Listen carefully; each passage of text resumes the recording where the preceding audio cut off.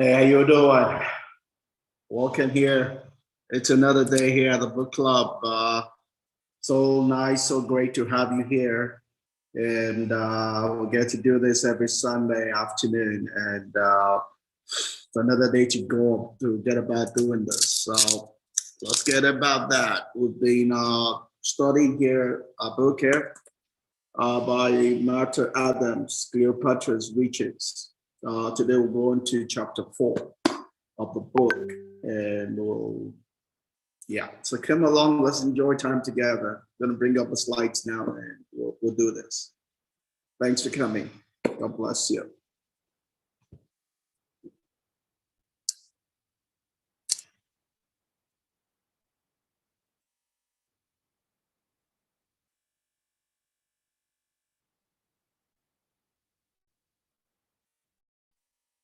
Great.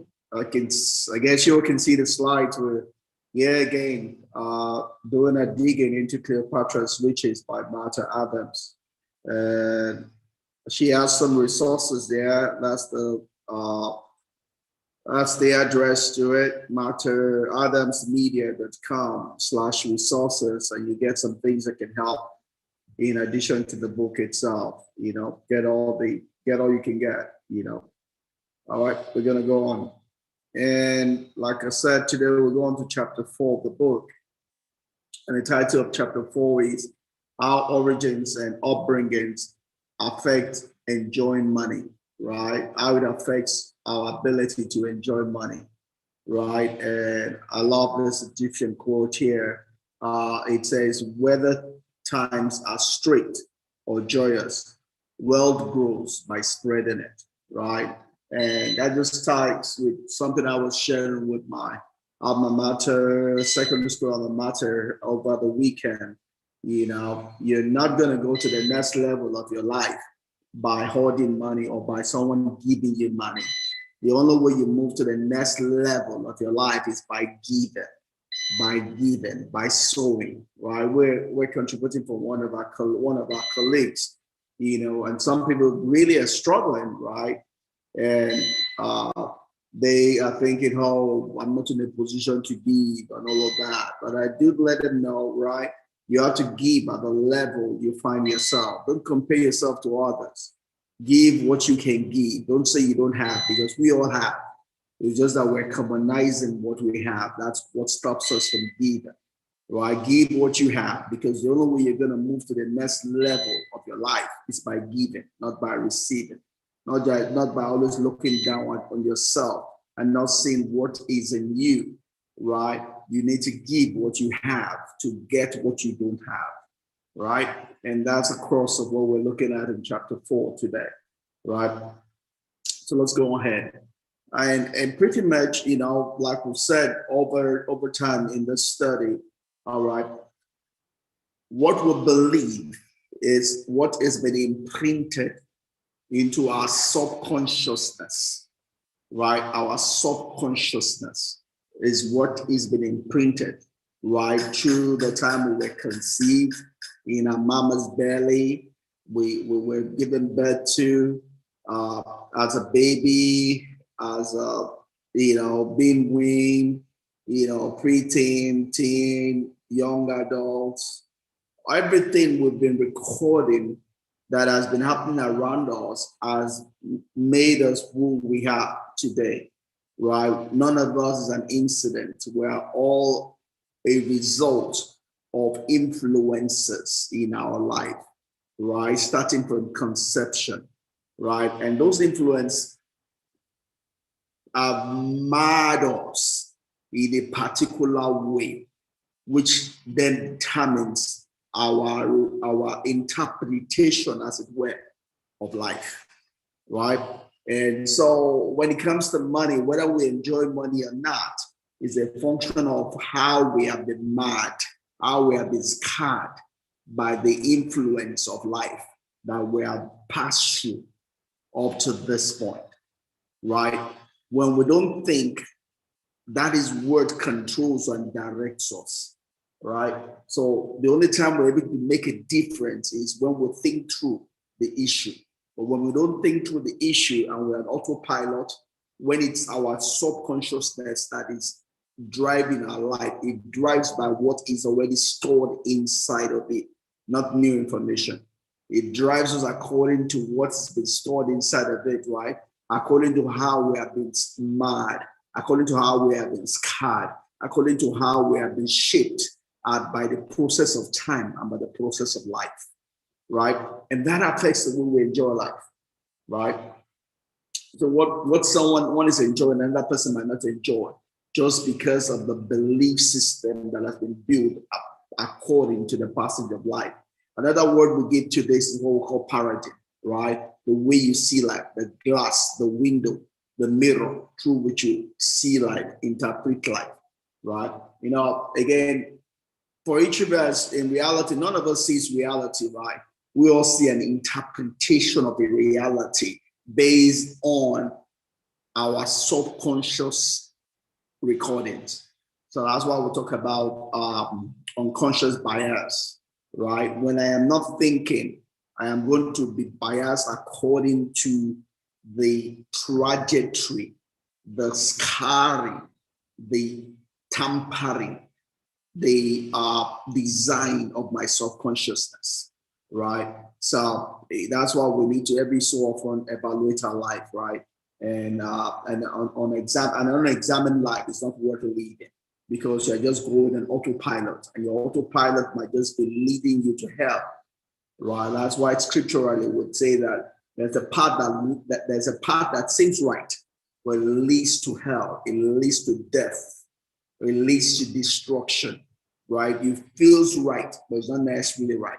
It feels right because that's the way your subconscious is interpreting it. You need to always check that against whatever your reference point is, right? You need to check it against what you trust as a reference point, right? To be sure whether you are on the right path or on the wrong path. Just because something feels okay doesn't mean that it's okay, right? Because it's only feeling okay because that's the way your subconscious is interpreting it, right? For you to know whether it's okay or not, you need to evaluate it. You need to think it through and be sure that your feeling is in line with reality, is in line with the truth, is in line with your reference point, is in line with your true north, right? So that ordinarily speaking, our the way we enjoy life is a function of what is recorded in our unconscious, in our subconsciousness, right? Our unconsciousness, right? And obviously, enjoying life is critical for us to live a balanced life, right? The purpose of life is to be happy. The purpose of life is to enjoy life, right? Is to enjoy life, right? Enjoy life because the purpose of life is to fulfill the purpose of your life. The purpose of life is to fulfill purpose. The purpose of life is to fulfill the essence of your existence, the reason for your creation. And that ought to be what makes you happy.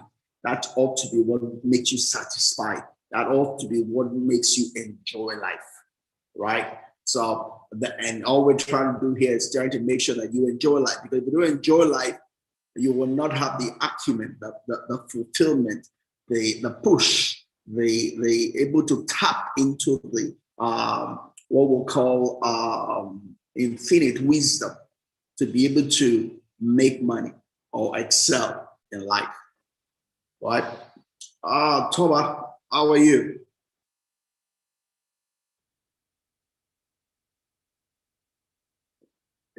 Can you hear me, Toba? How are you doing? I'm good. Good also. Good afternoon. Great. Good to have you. All right. You have still not told me how you want to get your book anyway, but let me know once you have a plan, and I will go with that. Otherwise, if I send the one to my farm manager before, if I send the one to my farm manager before you are ready, then my farm manager is in Ibadan, so that might be the option. Anyway, we'll do. Let me know anytime you know, and if I know anything close to you, I'll let you know. All right, let me continue. So here we're talking about chapter 4 today, and it's just all about how to enjoy your money, how to enjoy wealth. You know, that's what we're focusing on today. So, you know, whatever we enjoy, we tend to want to repeat, okay, right? If we enjoy something, then we want more of it, right? That's the way we're created. That's the way we're designed. We're designed to enjoy. We're designed to want things that make us enjoy life, or things that make us fulfilled, as it were, right? Our life tends to gravitate towards those things that feed us, that feed the hunger inside of us, that feed the desire inside of us, that feed the want inside of us, right? That's the way God has created us, right?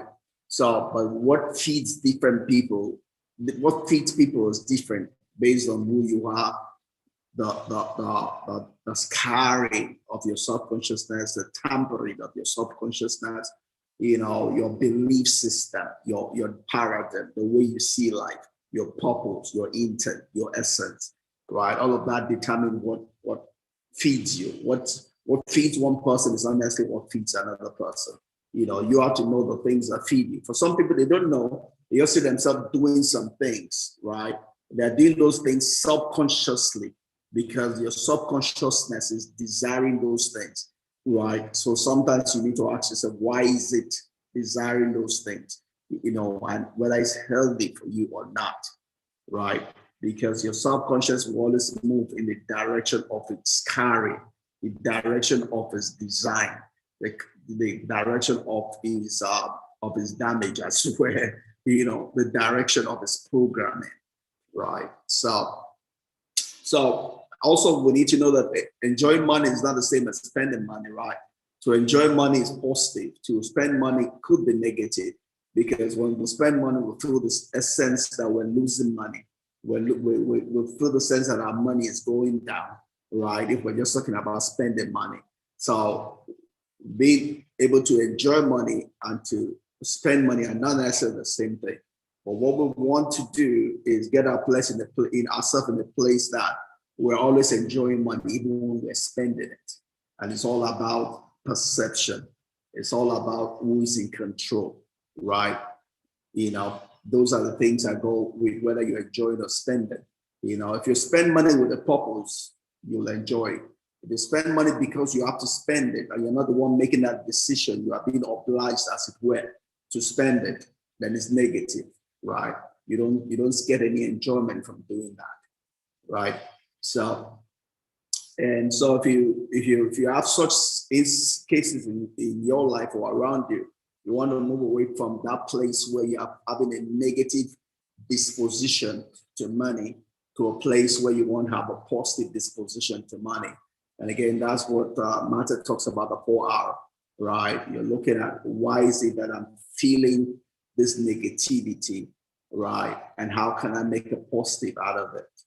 And 2 slides down, we'll talk a bit more about that. Let me give a quick example, right? Paying your tax could be negative, or it could be positive, depending on the way you look at it. You're looking at it as that the government is taking money away from you that you don't want to give to the government. Obviously, spend it. It feels negative.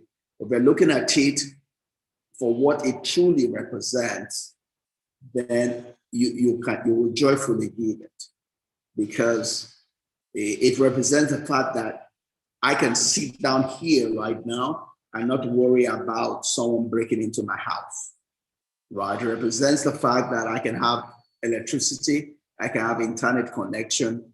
You know, I know I'm here in Nigeria, and we don't really like our government because they are pretty much backwards, but we still need to appreciate God for what we have, because there are those that don't even have the same little that we are despising.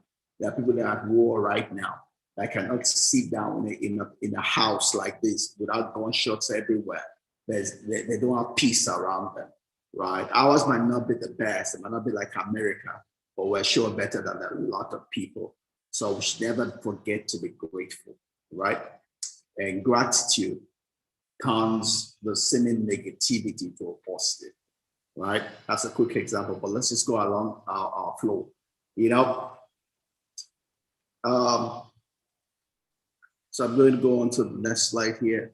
So the gift of giving, it's when we give money, most of when we think about enjoying money, one easy way to enjoy money is to have a relation with it with gratitude. Just like an example I just gave you with tax. Another way of doing that is giving, saying what you're doing as a gift, right? Rather than something that's been taken away from you, or something you are giving to achieve the purpose, the intent of your existence. Another quick one for us Christians is the word tithes, right? And a lot of people have a negative spin to tithe. They feel that tithing is something that someone is depriving them of. And I made a statement in one of my alma maters over the weekend also.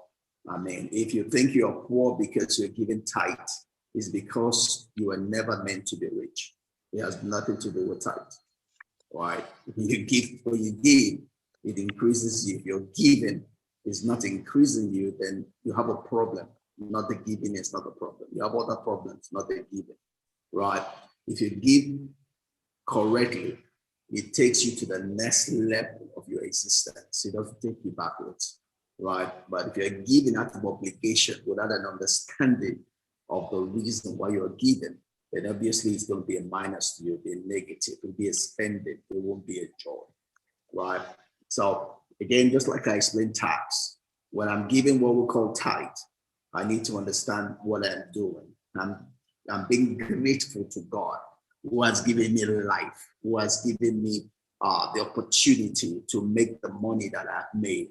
In a way, also, I'm telling him that he's my security, he's my guidance, he's the one that's going to keep me and progress me.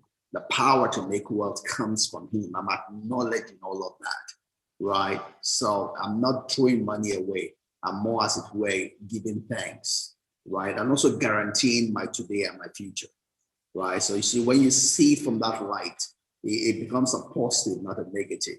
But if you're lost in that, oh, I'm giving money to the church. Oh, that's the reason why the pastor bought that big car. Oh, this and that. And then it's your perception that is the problem. You have to, when you see things from the higher level, you get joy from it. When you see things from a lower level, you get sadness, negativity from it, right? It's up to us. It's the same thing. It's the way we see things. You see, it's not what you're looking at, it's what you see that affects your life, right? It's not what you're looking at, it's what you see that affects your life, right? So, yeah. So yeah. So pretty much that as far as giving is something that helps us into that place of enjoyment. And again, I spoke about this 30-70 principle that helps us also, right? You see, when you are relating with money, if you feel not in control, then you're going to have negativity vibes out of it. But when you're in control, it gives you can get the positive, you can get the enjoyment. You spend knowing why you're spending, you get the positive vibe, not the negative vibe, from money, right? But it's all about being in control, having a plan for your money, right? And not being witchcraft, right? Because witchcraft is anything that bypasses your ability to reason, right? Is witchcraft. Anything that hypnotizes you, that is something that bypasses your ability, your conscious mind, your ability to make a decision. It's called witchcraft. And that's why a lot of people don't enjoy their money. There's a lot of people trying to witchcraft them, and they've allowed themselves, to be subjected to witchcraft. And you find that everywhere, in the church, at home, on the internet. I have a lot of people that just want to come in and connect with me on Facebook, not because of what they want to, all because of what they want to trick me into making money out of me. People come with different lies. Oh, my leg is this, my child is this, I'm a widow, you know, and people, and people don't know that all they're doing is bringing a curse upon themselves, right? Because all they're sowing and they're going to reap of everything they're sowing. Their life will never become better, by thinking that you're going to go to the next level by deceiving and other people. I mean, life doesn't work that way, right? So, all in a nutshell, I'm gonna stop there.